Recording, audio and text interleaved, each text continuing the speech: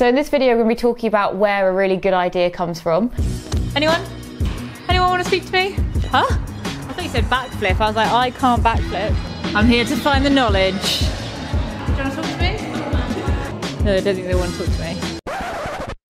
We are here at Queen Mary University and I am...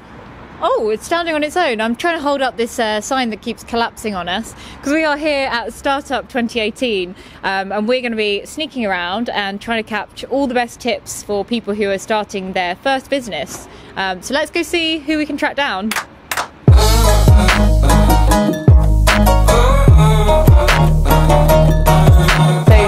That was filmed maybe 3 weeks ago now, which is a little bit longer than I had planned.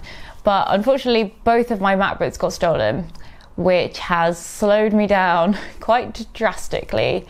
But that is a whole other story, which we won't get into in this video. So as you can see, I went to Startup 2018, which is basically this really cool event when there's loads of entrepreneurs giving speeches and there's sessions if you're wanting to start a business, and it's kind of just a big event for people who are going out and doing their own thing. So I thought that'd be a pretty good opportunity to check in with some of these entrepreneurs and learn some stuff from them. So in this video, we're going to be talking about where a really good idea comes from. I always see companies and I'm like, oh God, I wish I'd come up with that. Or that's such an obvious idea, but it's so good. And now they have loads of money. So if you're hoping to achieve something like that, then learning from people who've gone out and started their own business may be a good place to start. I spoke to a number of different entrepreneurs in completely different areas: property, fashion, education, all doing really different things. But I think there was some very true learnings coming through from all of them. So first of all, I'm going to show you Bryony. Bryony has a company which is reusable and environmental sanitary products. If you don't know what that is, it's things like sanitary pads that can be washed and used again. It's quite a kind of upcoming thing, I guess, because environmentalism is becoming more important to people. So I asked Bryony, where did she get this idea from? I'd love to hear a little bit more about your company and just kind of give us an intro of what you do. So my company is called Precious Stars. We've been running, as you said, for the last 5 years. I actually started my business when I was just 15. Wow. At the time, I had to leave school because I suffer from a chronic condition called Lyme disease, and it was misdiagnosed at the time as ME, and only recently have I got that diagnosis. But at that point in time, I was very, very ill. I ended up housebound and bedbound, and I was just really bored, to be honest. And the products that I sell are reusable menstrual products. And the way that I came about these products and selling them is because when I was sick, I was stuck in bed a lot of the time, and having a period in bed is miserable. It's really hot, sweaty, itchy. It's just not comfortable at all. So I discovered these products called reusable menstrual products, which are cloth pads, menstrual cups, are the two main ones. And I decided that I think I could make the cloth pads. So it gave me something to do. I went downstairs, took over my parents' dining room table and just started sewing them myself and started making YouTube videos talking about it. And over the last few years, the YouTube videos and subscribers have grown and the products have started selling even better. So I really loved her story. I thought it was really interesting that she had this issue herself, she wasn't very well, and she's gone out and made a product literally for her own solution, basically, and now it's turned into a business. So really interesting learning, I think, there. Then next up, I spoke to Nicola. So Nicola is branching out with a completely new type of service within the moving house and the property industry. So let's hear what she had to say. So I founded the business in November 2016. In April that year, I'd relocated from Wolverhampton back up to Leeds, which is where my family were from, and I had a 9-month-old son, and I had a really bad experience moving house, so I really needed somebody to call on to help me move house, and that's why I set up House Moving Solutions in November, basically a house move management service to take the stress out of people moving house. So again, she had a problem that she was dealing with, moving house with a young child, and she then turned that into a business, worked out what the needs were, really understood her audience, because essentially she was her audience. And then the next guy I chatted to was called James. Do you want to speak to me? Go on then. James has a really interesting business and a vision, really, more so a vision, I guess, about having mental health gyms on the high street. So my obvious first question was, what on earth is a mental health gym?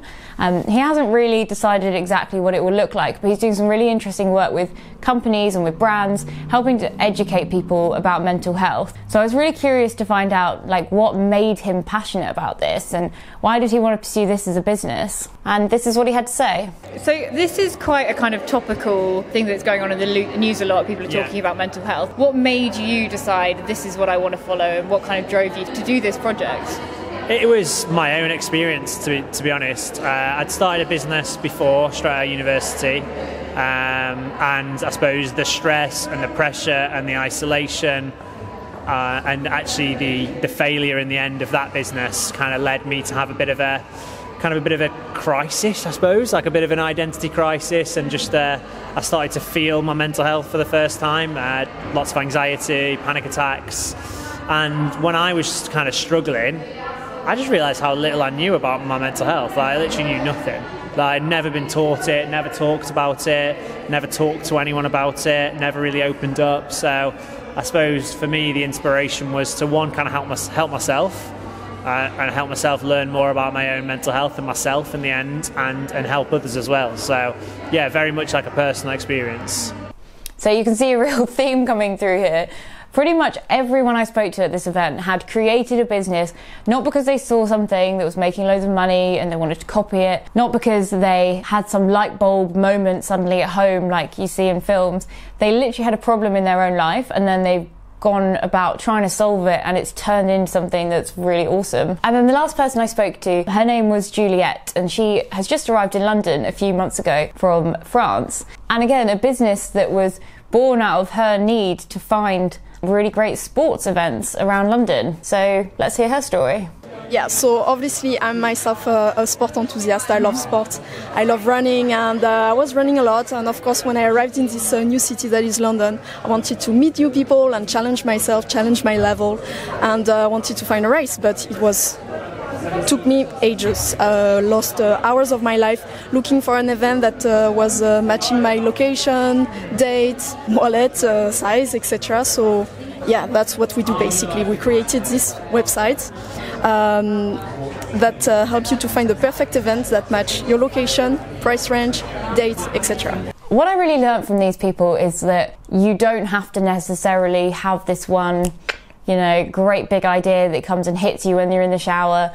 It's pretty much not how most businesses start, right? Like, a lot of businesses kind of morph from one thing to another and develop as the idea develops. So I think a really interesting learning from speaking to entrepreneurs at Startup 2018 is to look at things that annoy you in your own life. Look at things that every day you see and you're like, this is a really annoying way of doing things. How could I make this better? How could I do something that's a service for other people that there's a need for? And that's a really good tip for finding a great idea for a business. I'm putting the links to the individual interviews for these guys in my description. So if you want to see the full interview with any of these entrepreneurs, just click through.